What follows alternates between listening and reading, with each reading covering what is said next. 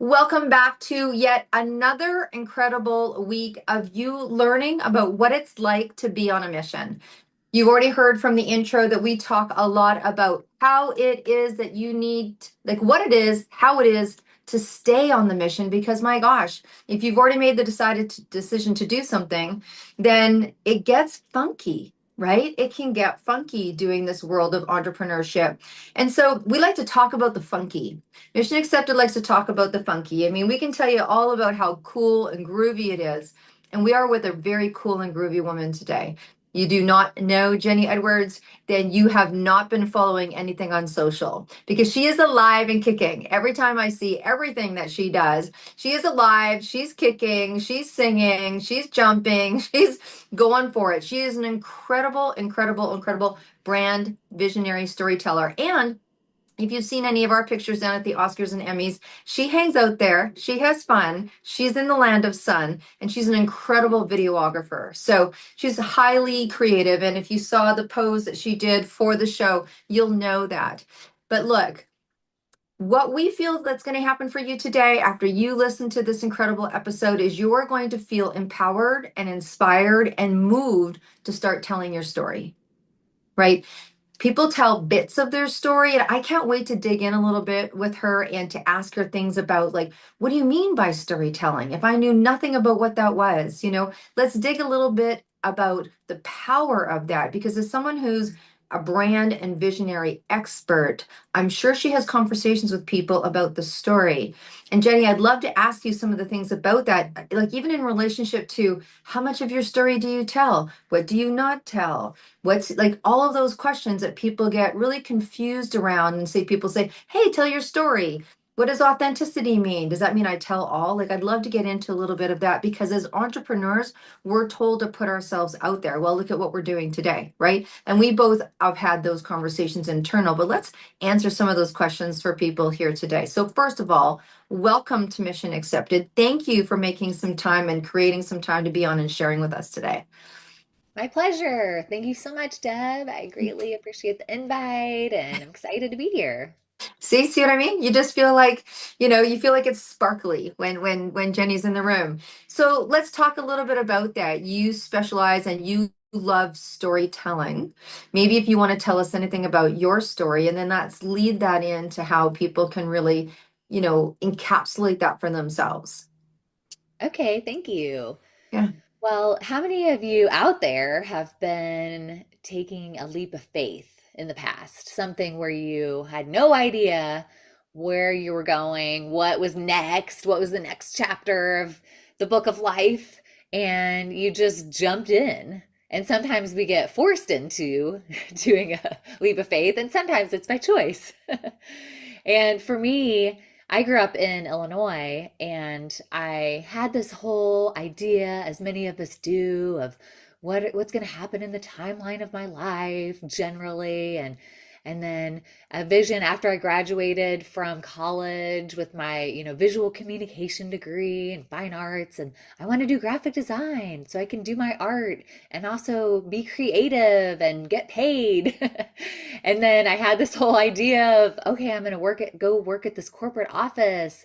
And then I made this big jump, which at that time was a leap of faith, although it was only moving from Illinois to Ohio, still a couple states away, and I didn't know anyone there.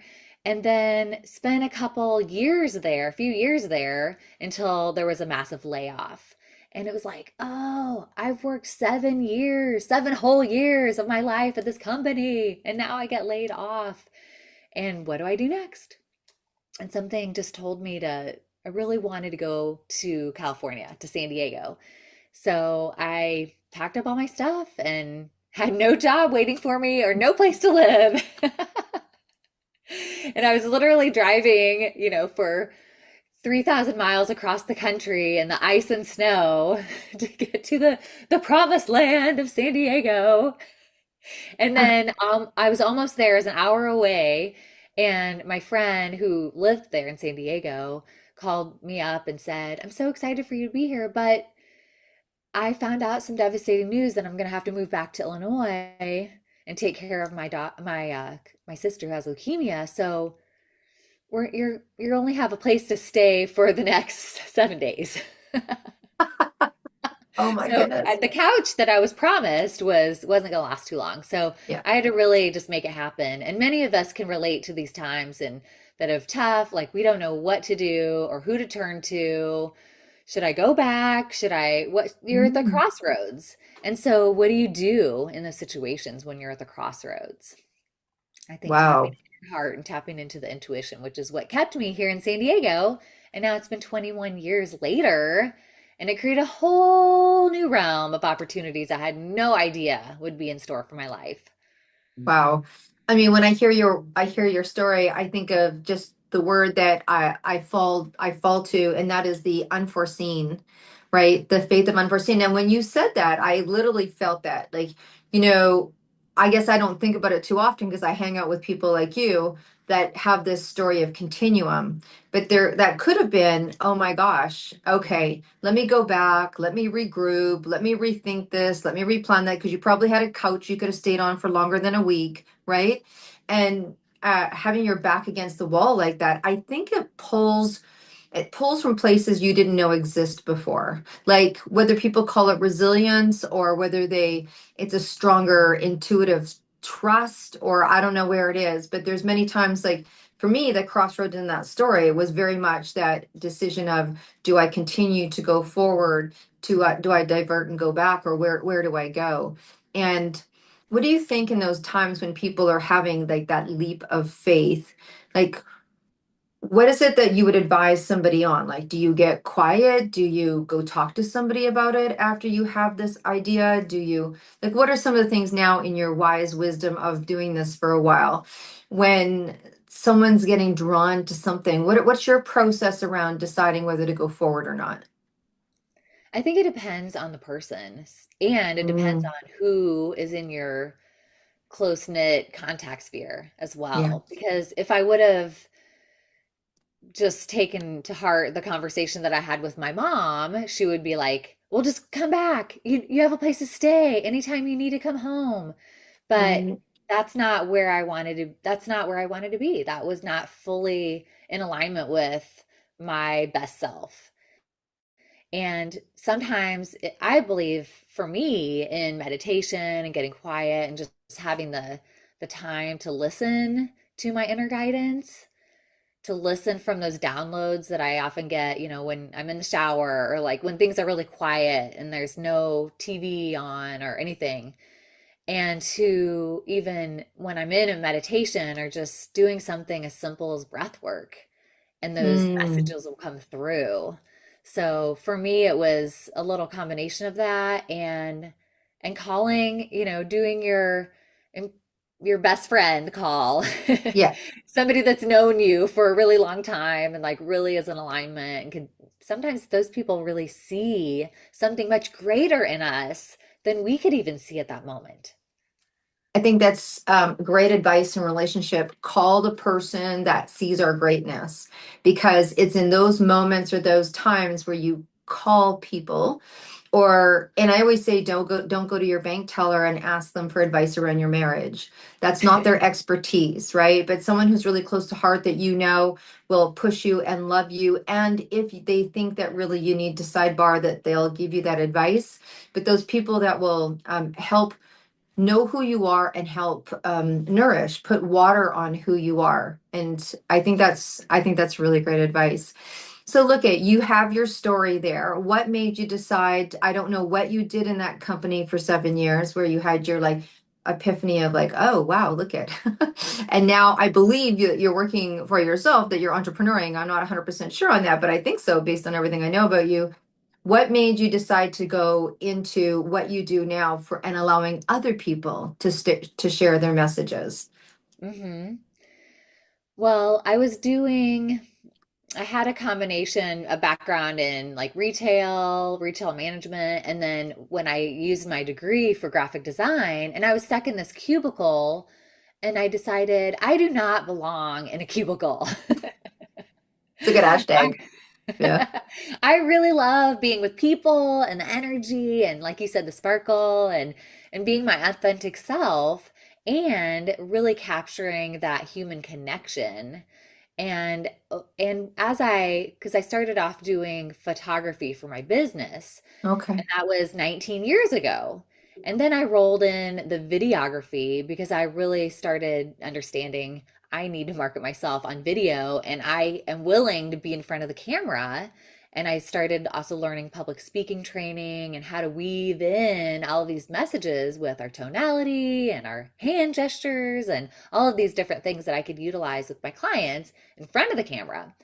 So then in turn, I started learning even more about storytelling with the public speaking because to be captivating and mesmerize your audience and have them lean in and want to learn more and take action. So those are some really incredible elements. And also witnessing people's stories. You know how we go Mm, to these events and there's people speaking on stage and they're telling these incredible stories, or you're listening to these podcasts and you're witnessing people's stories of transformation. It's like, oh, I want to help share that with my gifts and talents with the camera so that I can help them elevate their message and impact more people yeah. with Yeah, the video because absolutely. that's so important these days. It is. Look, it is. I mean, whether it's a comfortable place or not a comfortable place, that is, I think what happens is we go to market and, like some people don't even go to that friends and family market. They go directly to hiring someone like yourself and going to the market, right? So some people are at a place in their business where they have a market. Some people have fans, some people have super fans, but sometimes people want to just really bypass and get in front of as many people as possible. And I really think that this is, it's few and far between of people that are not utilizing in some degree some form of video, some form of storytelling. I mean, look at the rush, right?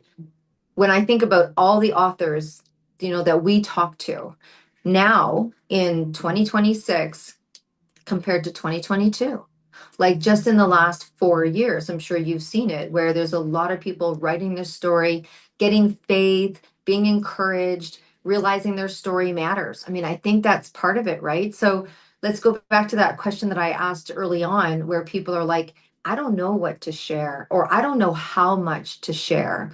Like, you must come across those questions, or I'm super shy. And it's interesting because some people on the camera are really shy behind the curtain. I'm sure you see that, where people are, they do it because they have to, but they're really shy behind the curtain. So, what do you have in terms of some advice around deciding what to share when you're doing things like video, where it's live and people can see you, or stage presence? Yeah. Absolutely. Well, the first aspect is, I think, to know your audience. Know your Mm, audience. For any time you're speaking anywhere, you want to get a better handle on who are they, what are their values, and how can you communicate in a way that's in alignment with their values, their pains, their struggles, and being able to show up as a solution, an expert in your field with credibility. You can really use your story to enhance that credibility because when people can understand what you've gone through, what you've overcome, what makes you resilient, then you become the expert. You are seen as more credible in their eyes. yeah. No, that's really cool. That's really cool. What's something that's been really cool in your career? Like, I think that from an entrepreneurial standpoint, people are attracted to like the freedom that they think they're going to get. No, I'm kidding. You do get freedom. You do have control over what you do and how much you do it. So, there's the quest for money, there's the quest for time, there's the quest for freedom. But I think one of the things that they don't realize the most is that there's really cool things that happen and experience that you have that you just couldn't imagine it would have happened any other way. Can you share with us, maybe it was someone that you videoed, or a location, or just something super cool that was like, wow, that was amazing, and it wouldn't have happened any other way? Yes. Okay. Back in 2019, I I went to an event in LA and met this woman who's a travel agent. And on my birthday that year, she sent me this box of brownies for my birthday. It was like I had a little card and I had all these travel destinations. And to contact her if I wanted to go somewhere.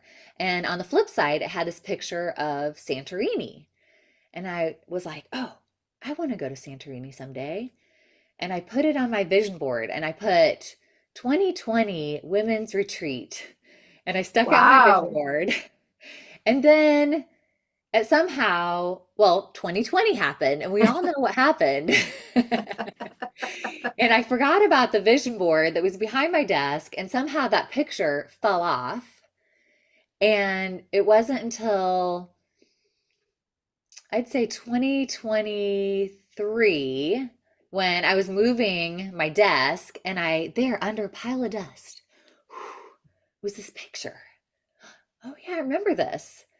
And then I kind of like put it to my heart. I'm like, do I still want this? Is this still Mm. in alignment? And my heart said yes. Yes.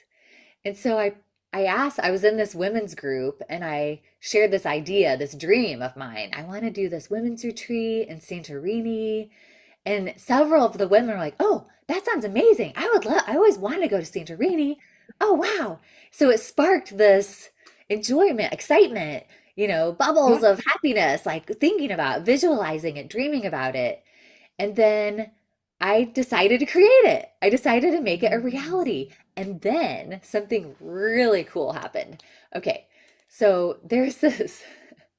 I had also done this interesting women's circle that was all about creating abundance and pleasure, like thinking of having like pleasure moments and then manifesting different things that you would visualize, through this process. So anytime I would have any kind of joy bubble, like happiness, I had this vision. I'd close my eyes and I had this vision of me at this beautiful spot overlooking the sea with Ia in Santorini in the background and me taking photos of this group of women.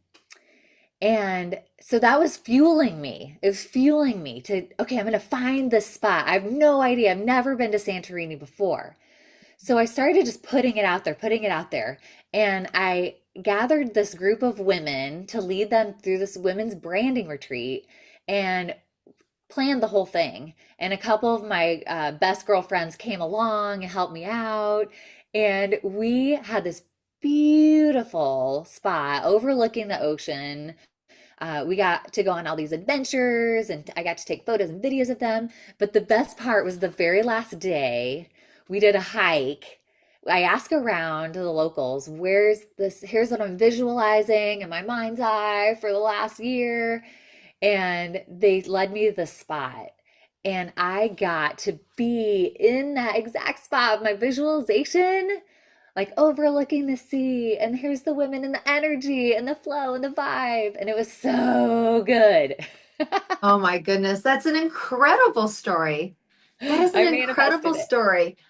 You know what I love? What I love about that, first of all, is that sometimes we don't even know how it's going to manifest, right? Like sometimes we don't know. The second thing I love about that story is that you rechecked in. Like, do I still want to do it? I mean, we talk about treasure boards. I have treasure boards, and it's like look at it often and decide, do I still want that? Like, do I still want that?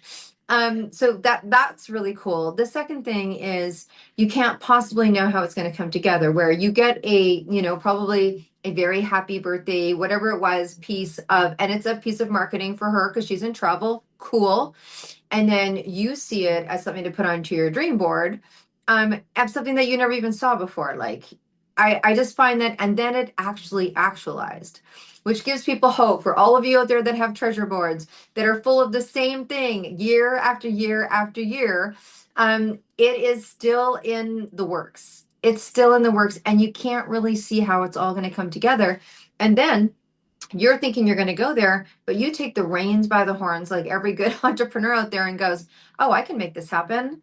You did your research and development. It was, you poked it in. Hey, is anyone ever? And you're like, good enough for me. Let's go. And then Let's you do this. actually got to not only be in a place that you wanted to go, but you actually, that visualization took you right back to that place you were visualizing. That's super powerful. That's TV powerful, right? That's a great TV story. Mm-hmm. Thank Mm-hmm. you. Yeah. Um, is there anything else that you would like to share? with anyone around your world as what it's like to be an entrepreneur, um, and what it's like to really step into putting yourself out in a place where it might not be comfortable, or the whole video world, or telling people your story, or branding. Those stories are probably easier to tell than maybe the personal stories. Like, is it important for people to let people in on who they are as well as what they do? Maybe give us some of that. Mhm. Well, like I mentioned before about knowing your audience Hmm. is one of the factors. You want to speak into what their needs are. So, somebody might have this childhood trauma that is completely unrelated to what they're doing, and it might confuse the audience. Hmm. But if they can weave that in powerfully to show something of value, like, I am a resilient leader and I want to help you now on your life path, or something related to their content, and also if they've healed from it. Have they done the personal Thank you. work to heal from it? Because if they haven't, and a lot of emotion, obviously life leads us in these things and they are emotional. But it is vital, I think, to be able to have done the personal work so that you can tell the story from a different perspective than when you were like in it, Yeah. and to understand how that could relate to your audience. So, yeah, those are some main factors. Yeah. And I think visibility is vital, for any of us, because visibility can lead to credibility, and that builds trust. We want to build trust with the people and not just like show up on one video and then months and months go by and they don't know where you went. All over the face of the earth, Where are they go? They're you in know. Century. Yeah, Yeah. exactly. And that was one of the things that I really noticed, especially going through COVID. And I started teaching business owners how to make their own videos, Hmm. because during COVID, people would just, you never knew, like, are they still in business? Are they alive? And you wanted to continue to build trust with these people so that they can help others. Hmm. Wow, that's really beautiful. We're going to be coming to the end here, and I know that in the show notes there's going to be all of the ways to contact you, which is fantastic. If there's anything you want to share with us right now in terms of, if someone's like, I got to talk to this woman right now, I'm not waiting, I'm not waiting to go and look at the show notes. Where is the best place that someone can go and reach you right now? They can go to my website at guidedbyimagination.com. And there's also some great little bonus things in there so you can get some great tips on your own videos. And then I'm also happy to, we can put this in the show notes as well, but I'm happy to gift people a voice to heart activation session, which would be on Hmm. Zoom. So no matter where you are, it's really about being able to tell your story from the heart, to really activate some of that energy that can lead you to get into momentum about telling your story on video too. Oh, that's so good. That's so good. Thank you so much. That's such a beautiful gift. So I'm going to change the energy, and you know what I mean? So okay, let's just do this. You're on your way to a desert island, and it's you and you. No one else there, just you. And you have one suitcase. Of course, we're going to have a record player at on that desert island for you. And you may decide that you're not coming back. So you've got room in your suitcase for one album. What song, what artist, what record, any of that you could not imagine not listening to for the rest of your days? What would you take with you? What's funny is what comes to me is Blondie. I know. That doesn't surprise me. And one of my favorite songs is Rapture, Blondie Ooh. Rapture. It's one of my favorite karaoke songs. It's has a like a rap part and it's really fun and it's full Hmm. adventure and yeah, Oh my I gosh. think Thank that you would be so fun. much for reminding me about Blondie. So good. She's so cool. I can totally see that. Wow.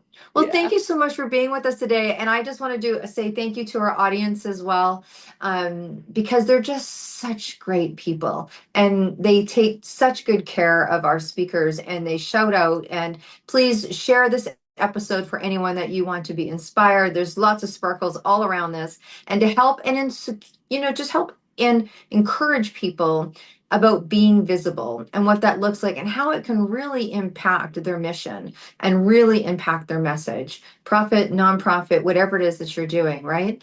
So thank you so much for sharing that. And the audience, I always reach out and let you know, of course, we have a place for you on our stage. If it's the podcast stage, if it's the summit stage, if it's the TV stage, or if it's being in our pages, right? If that's more where you're at, then just reach out. It's super easy. You know where to find me. My website's my name. And just, pick that contact and let's have a conversation, because I think that, the book gets written when the book calls. You stand on the stage when the stage calls. If you're meant to step up a little more, get a little uncomfortable, maybe, and change the world, like change the world. So thank you so much for being with us today. And as always, my audience, and to yourself as well, Jennie, so you be well and stay groovy. Bye for now. Yay! Yay. Woohoo!